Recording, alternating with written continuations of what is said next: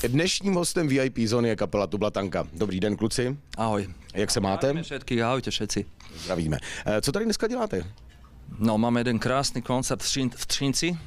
Veľmi sa tešíme na našich priaznivcov. Krásna cesta bola do Třinca. Z Bratislavy to trvalo 3 hodiny, takže boli sme tu veľmi rýchlo a fakt sa tešíme. No já když jsme se my přijížděli, tak jsme viděli spoustu krásných faninek, tyjo. Jak to děláte, chlapi, tyjo? Tak rockerky, to sú tie najzladšie. To sú tie najzladšie baby, ktoré majú ten najlepší vkus, pretože fandia rockovej muzike. A co dneska chystá Tublatanka? Co dnes bude hrát Tublatanka na koncertě? Tak my máme dneska hodinu času na naše predstavenie, tak zahráme to najlepšie, čo sme vyprodukovali za 30 rokov existencie našej kapely. Samozrejme, že nemôžu chýbať tie prvotné veci, s ktorými sme začali, a to bola pesnička Šlábikár, Dajte mi na to liek, Dnes mám rande so svojím mestom. No a potom postupne ten koncert bude určite gradovať a budeme tam pridávať rýchle veci, nevynecháme, skúsime to cez vesmír. A my to skúsime cez vesmír.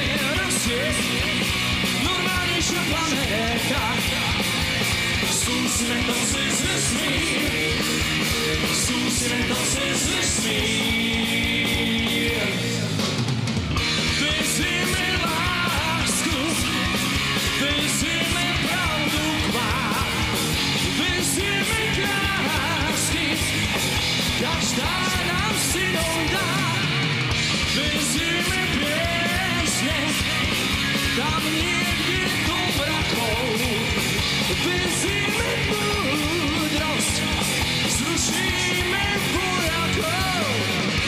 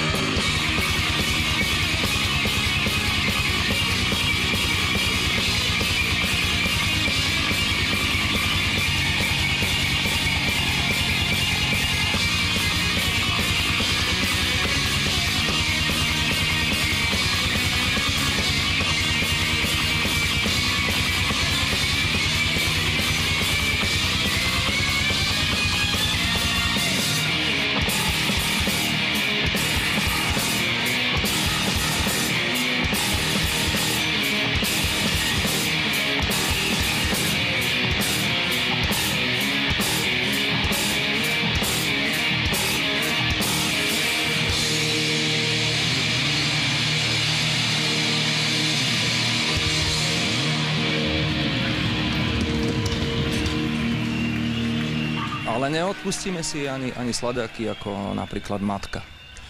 To mi onehda jeden posluchač právě volal do rádia a přál si tuhletu písničku a já jsem ji nemohl najít, kluci, tyjo. Taková ostuda. My ti ju dodáme. Dodáte, jo? Super, tak to mám radost, protože v tuto chvíli, jak vidím, držíme nové výběrové CDčko kapely Tublatanka.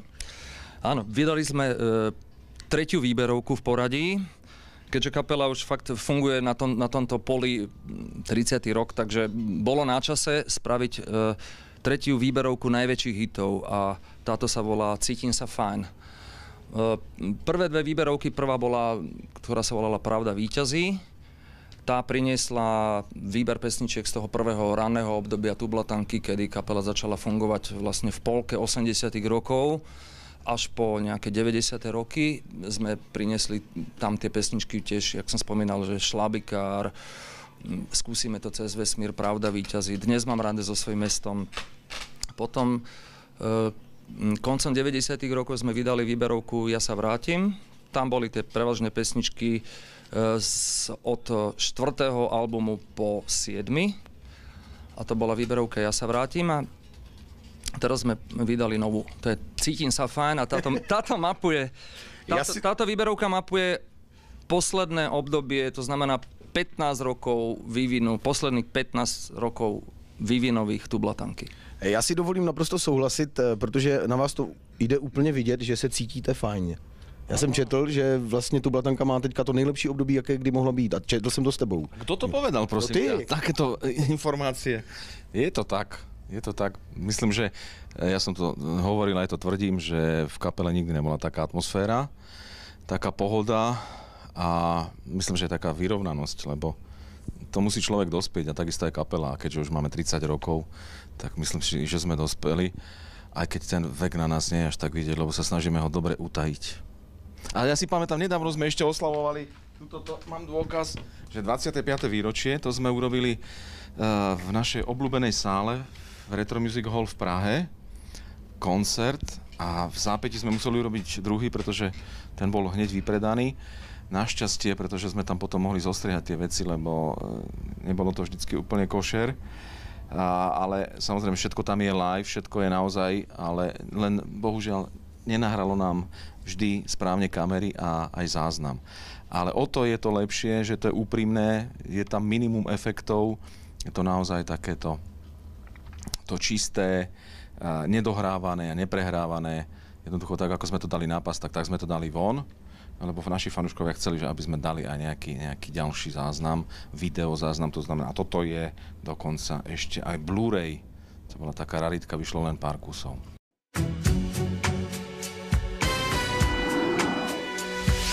Tak já myslím, že jako diváci TV Pohoda určitě ví, že kapela Tublatanka je složená ze špičkových muzikantů, kteří určitě... Ďakujeme. Tak ale určite na svete je plno lepších muzikantov ako my.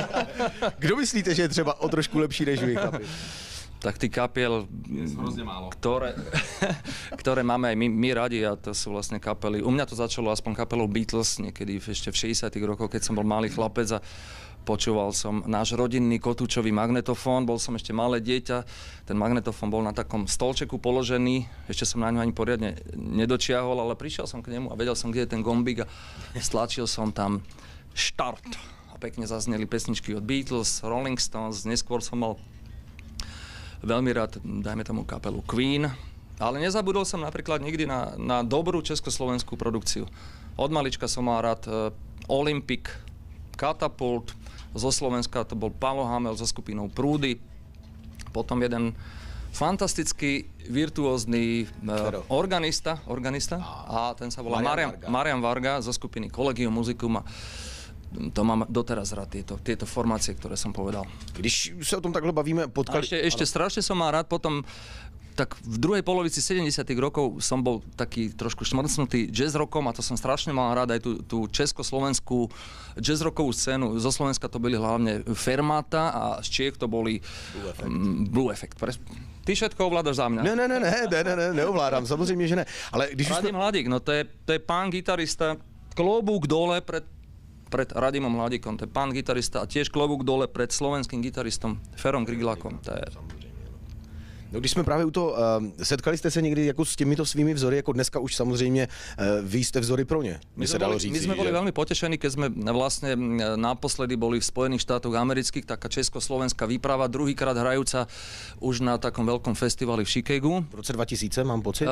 To bola v tej druhej várke. A to bolo 2006?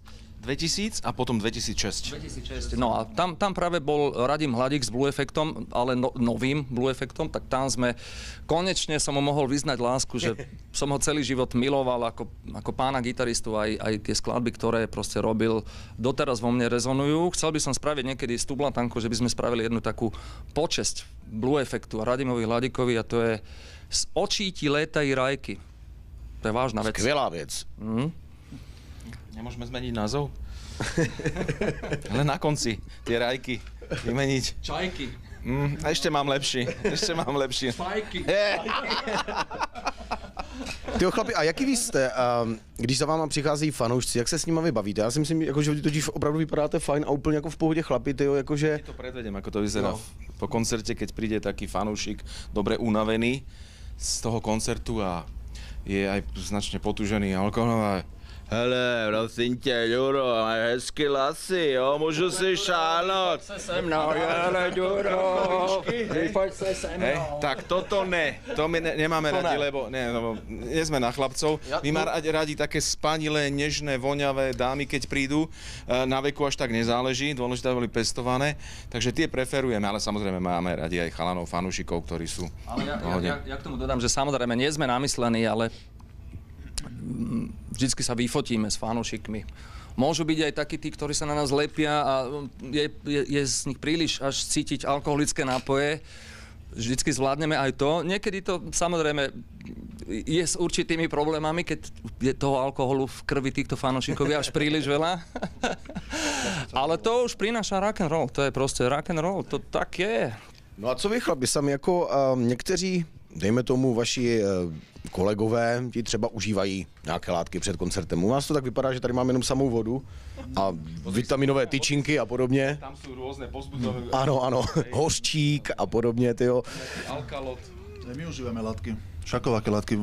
A alkoholické látky užívame, ale väčšinou nealkom. Lebo v podstate alkoholické látky, čo sa týka mňa, vo veľkom množstve škodí to fakt, že spomaluje to a nie je to bohvie čo cez ten koncert. Tak Peťo je bubeník, takže tvrdý alkohol mu spomaluje ruky a my potrebujeme jeho rýchle ruky. A není horšie ako pomalý bubeník. Jak hovorí Láco Lučenič, že takí tí pajdaví bubeníci nám hrozne lezú na nervy, takže my máme radi takých rýchlych, svižných, ktorí tomu dávajú tie gule a to tempo. Ja som sa vyjadril k tomu, že napríklad my sme veľkí odporcovia drog. Napríklad ja ešte stále pozorujem, že v Čechách je strašne akože keď sú kapely, že vlastne dávať do svojho imidžu, že my jedeme na drogách a že to je proste akože také niečo zaujímavé, také nejaký ďalší rozmer tej kapely, že keď sú proste, majú niečo spoločné s drogami, že to je akože zaujímavé pre tých fanúšikov a že tým pádom vlastne majú aj viacej fanúšikov a že ich charizma akože vzrastá a ja s týmto ako sa nesúhlasím. Ja si myslím, že tí ľudia, ktorí sú na drogách, podávajú jednak slabšie výkony na koncertoch, jednak potom celý koncert sú falošní, spievajú falošne. Gitaristi sú zúfali, bubeníci ešte horšie a keď sa skladajú pesničky drogové, tak tie texty sú nejaké len dadaistické, nejaké vzlátaniny nejakých slov a nemá to žiadnu hlavu ani petu, ani žiadnu poriadnu melódiu, takže my sme proti drogám. Ja plne súhlasím a ešte doplním, že nie je to len v Čechách, ale je to na Slovensku a máme osobnú skúsenosť s niektorými našimi kamarátmi, ktorí sa dali na túto dráhu a nedopadlo to s nimi dobre. A naozaj hrať s takými ľuďmi alebo pozerať sa na nich, oni si síce myslia, že sú euforickí a že podávajú nadštandardný výkon, ale to len v tej svojej hlavičke, ale v skutočnosti to, čo z nich lezie, hej, tak väčšinou bývajú blúdy, alebo to býva hrozné. A čo sa týka nás, tak určite dáme si po koncerte nejaké to pivko, alebo si dáme, keď je voľno na ďalší deň, alebo nepreháňame to a dáme si aj nejaký alkohol. Nevypíme toho málo, ešte akože znesieme, ale samozrejme, že sa udržiavame v kondícii. Snažíme sa, aby sme aj na tom pódiu trošku vyzerali, to znamená aj v tom nejakom voľnom čase, hovorím za seba, že keď sa dá, tak športujeme, vyhýbame sa nejakej ťažkej strave a snažíme sa žiť samozrejme zdravo, ale zase keď treba, tak si užijeme. Aj najlepšie je červené víno, pretože červené víno čo? Rozťahuje cievy. Mužom a ženám čo? Na to prídete sami.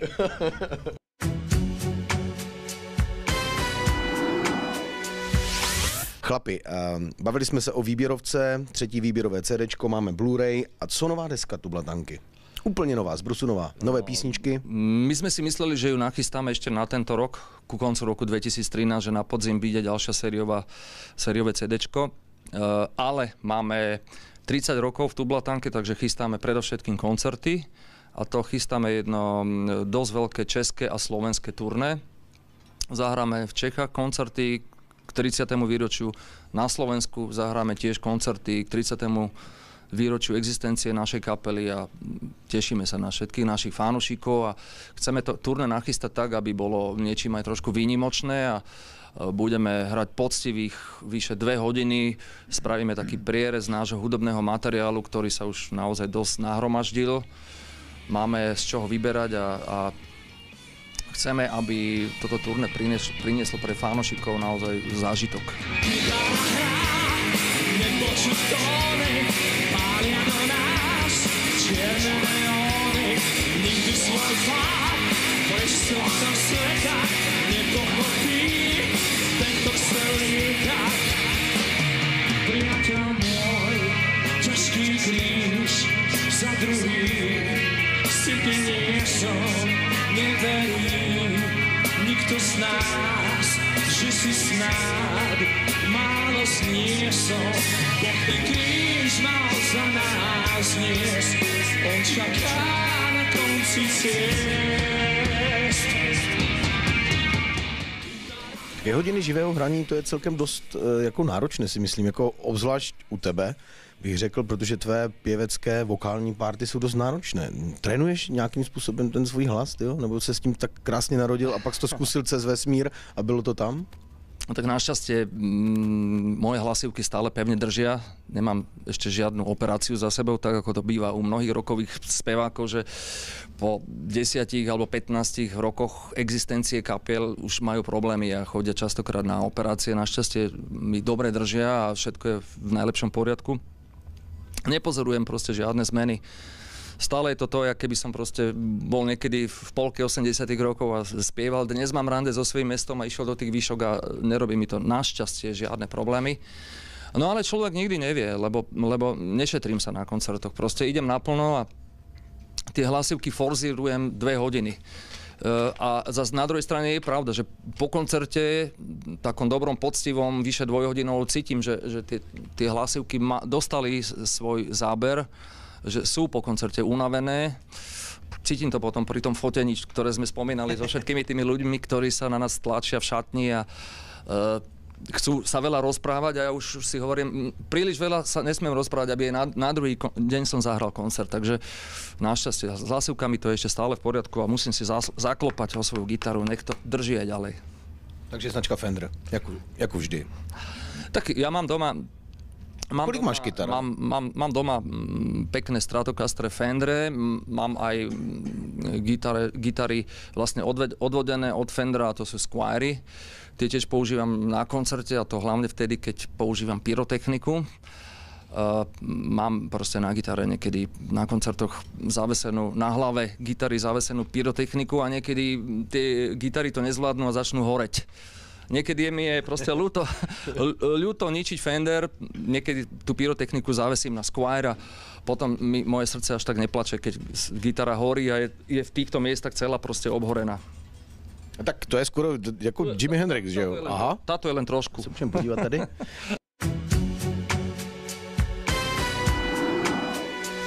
Já bych se teda ještě vrátil k té nové desce. Víme, že teďka pojedete dlouhé turné ke 30 letům existence kapely Tublatanka. Myslím si, že to jde vidět i celkem hodně na návštěvnosti, že kapela Tublatanka, nechci říct, že prožívá jako nějaký návrat, to ne, ona je tady stále, ale že přichází čím dál tím víc mladších a mladších lidí. Mám pocit, jako kdyby ta rocková muzika Tak my sme strašne radi, že vlastne už sme taká viacgeneračná kapela, že sa to vlastne podarilo prelomiť, že už na naše koncerty chodia aj deti tých našich fanošikov, ktorí na nás vyrastali od prvopočiatku a možno, že v budúcnosti sa dožijeme aj toho, že budú chodiť ešte aj ich deti. To znamená, že by sme boli trojgeneračná kapela a to by bolo naše také malé osobné víťazstvo. To by bolo super. Len teraz ma tak napadlo, že teraz to ešte ide si to predstaviť, že príde treba s matkou a s dcerou, tak je to také príjemné a tak sa zamyslíš, že samozrejme len virtuálne, že ktorá sa mi viacej páči, či tá matka alebo dcéra. A teraz si predstav, že príde matka, dcéra a vnúčka. A to sa už budeš ako zamýšľať potom? Niekedy tá matka je oveľa krajšia ako dcéra, lebo tie matky sú krásne udržované. Áno, presne. Niektoré sú neudržované, tie sú potom až príliš, dajme tomu, gulaté. Ale aj to sú naše fanošky a vážime si ich. Maťo myslel, že sú blahobytne vyzerajúce, ale je pravda, že ja som sa tak nad tým zamyslel nedávno, bol som na nejakej akcii a zistil som, že v podstate najkrajšie ženy, čo sa mne páčia, tak sú také tie udržiavané 40-ky alebo 30-40. Lebo niektoré tie mladé devy, ktoré sú teraz vychované na rôznych tých Donaldoch a podobných mekoch a FCčkách, takže tie sú také potom rozkysnutejšie, už ani tak nešportujú, lebo neviem, ako to je v Čechách, ale na Slovensku aj tá telesná výchova upada na tých školách. Už tým deckám sa nechce cvičiť. Starý môj, čo by som ja cvičila? A potom zistíme, že matky sú krajšie ako dcery, čo je škoda. No, tak zase na druhou stranu někdy je to fajn.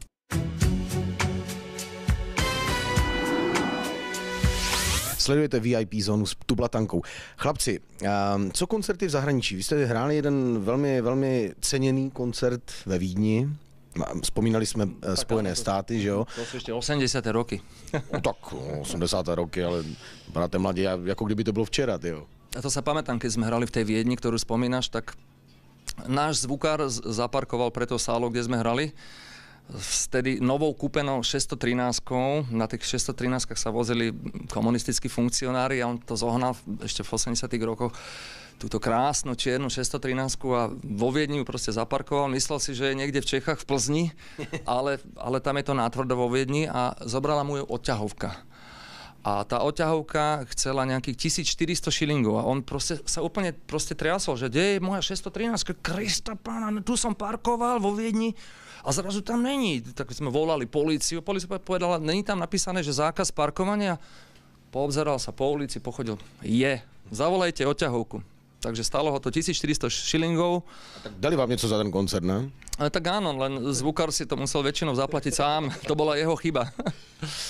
Chlapi, když jsem to tak počítal kolem a kolem na jednom serveru, tak mám pocit, že jste prodali přes 600 000 nosičů. Jich je určitě víc, ale podle mě to půjde i k milionu.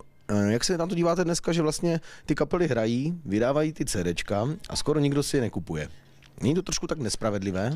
Tak ono, dneska tá situácia je naozaj veľmi problematická, lebo ľudia si všetko sťahujú z internetu. Mnohí ľudia sú trošku aj lakomí dať za CDčko peniaze, aby podporili tú kapelu svoju obľúbenú. Zas na druhej strane mnohé rockové kapely, ktoré sú v Čechách a na Slovensku veľmi dobré, nikto o nich nevie. Je tu kopa kvalitných muzikantov, spevákov, autorov skladieb, textárov a nikto proste o nich nevie. Proste aj rádia v Čechách, ale hlavne na Slovensku vôbec nepodporujú domácu scénu. Rockovú už vôbec nie. To znamená, proste široké publikum sa o nich nikdy nedozvie, že takéto kapely existujú. Môžu mať aj dobré pesničky, žiadne rádio im to nezahrá. Keby nebolo internetu a rôznych proste Facebookov a tak ďalej, tak by sa naozaj o týchto kapelách, ktoré sú častokrát kvalitné, nikto nedozvedel. A tomu je osobne veľmi ľúto. A tým pádom je s tým aj spojený proste predaj ich nosičov.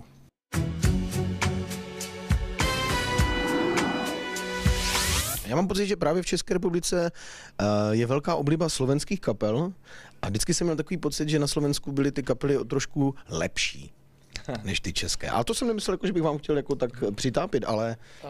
To je to možno, že taký nazvem to akoby syndrom toho, že sme kvázi zahraniční, keď nie sme, lebo my sa stále cítime ako československá kapela a berieme aj českých muzikantov ako našich kamarátov, ako bylo zo Slovenska. Vôbec tým nerobíme nejaké rozdiely.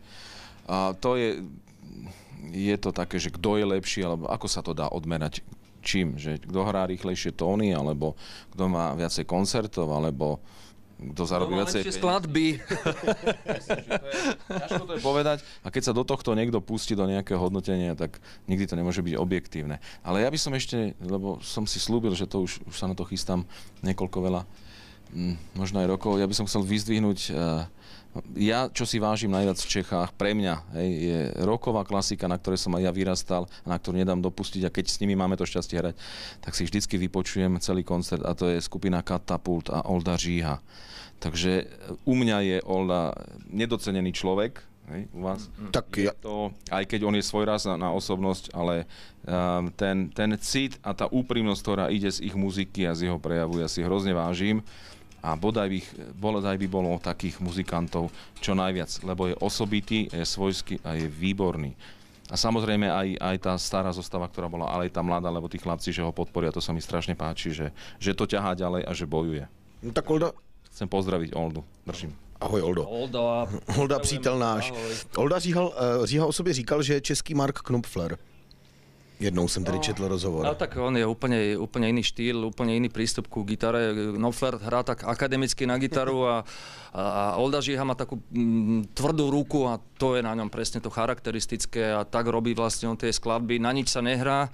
Hrá na tú gitaru úplne proste úprimne od podlahy, rockovo. Aj tie skladby sú veľmi dobre postavené, lebo sú tam silné melódie, výborné texty a tie skladby sú proste jednoduché aj svojim aranžmánom a na koncerte podľa mňa veľmi dobre vyznejú. Je to dobrá show, mám to rád už od 80 rokov, takže dobrá kapela. Ja by som k tomu len doplnil, že ja si o mnoho viacej vážim Oldu Říhu ako Marka Knopflera. Tak to sú krásná slova. Dúfam, že to uvidí. Tak to je veľmi ťažko porovnávať, ale Říha tu zohral svoju rolu. Vychoval veľa muzikantov v Čechách. Celú generáciu, a myslím, že aj na Slovensku vychoval. Hej.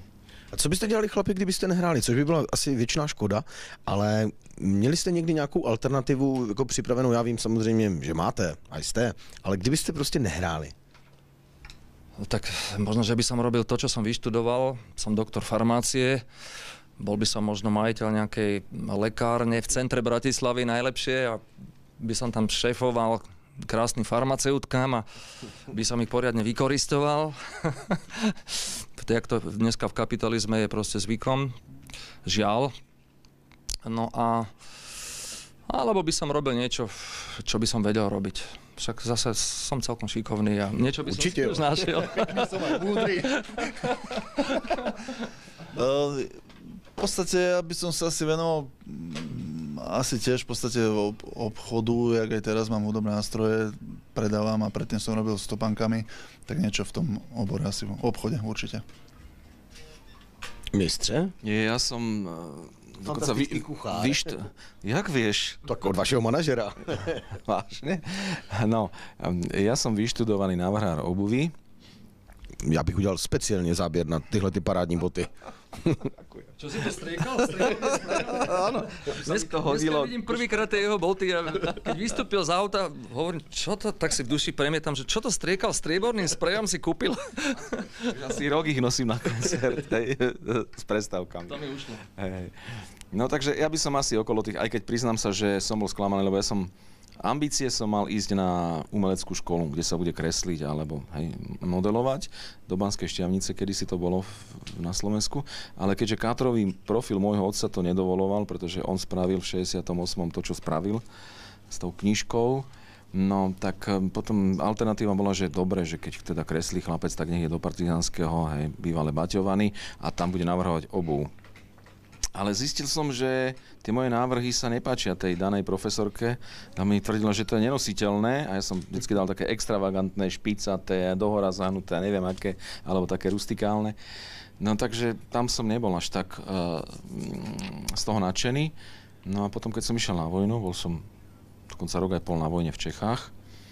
No a potom, keď som sa vrátil, tak som išiel do takej firmy, ktorá bola veľmi silná a bola to obchodná firma, obuv partizánske a tam som dostal ako 21-ročný chalan, máme vlastnú kanceláriu neskôr a dokonca som mal aj sekretárku.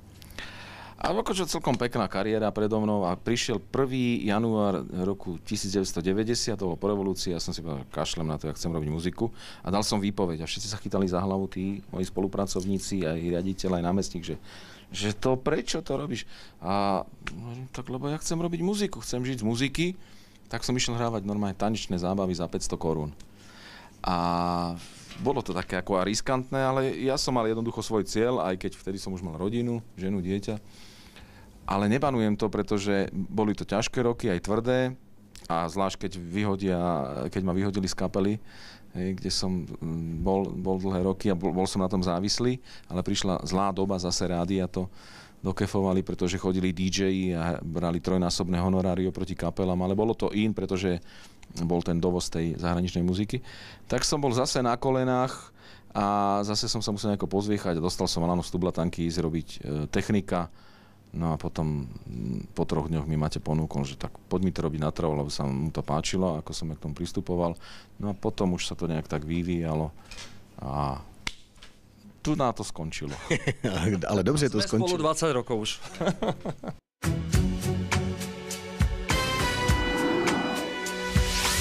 Sledujete VIP zónu s kapelou Tublatanka? Tak s mojimi kolegami pozdravujem TV Pohoda. Ahojte všetci, čo ste to videli. Ahojte. Ahoj.